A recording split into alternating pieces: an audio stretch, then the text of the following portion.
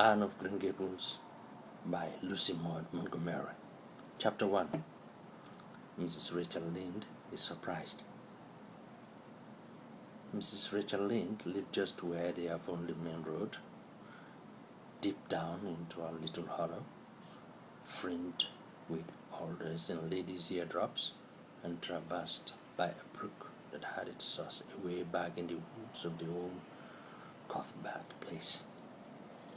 It was reputed to be an intricate, headlong brook in its earlier course through those woods, with dark secrets of pool and cascade. But by the time it reached Lane's Hollow, it was a quiet, well-conducted little stream, for not even a brook could run past Mrs. Rachel Lane's door without due regard for decency and decorum. It probably was conscious that Mrs. Rachel was sitting at her window, keeping a sharp eye on everything that passed, from brooks and children up, and that if she noticed anything odd or out of place, she would never rest until she had ferreted out the whys and wherefores thereof.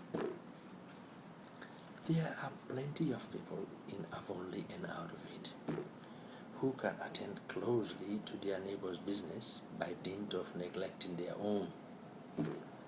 But Mrs. Rachel Lynde was one of those capable creatures who can manage their own concerns, and those of other folks into the bargain.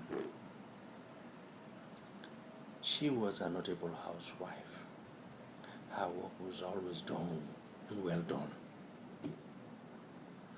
She ran the sewing circle, helped run the Sunday school, and was the strongest prop of the Church Aid Society and Foreign Missions Auxiliary. Yet, with all this, Mrs. Rachel found abundant time to sit for hours at her kitchen window, knitting cotton work quilts. She had knitted 16 of them. As Avonlea housekeepers, we are wont to tell in odd voices.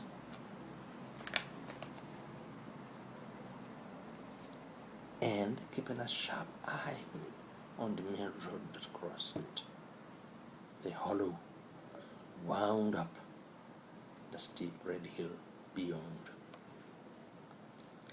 Since Avonlea occupied a little triangular peninsula jutting out into the Gulf of St. Lawrence, with water on two sides of it, anybody who went out of it or into it had to pass over that hill road and so run the unseen gauntlet of Mrs.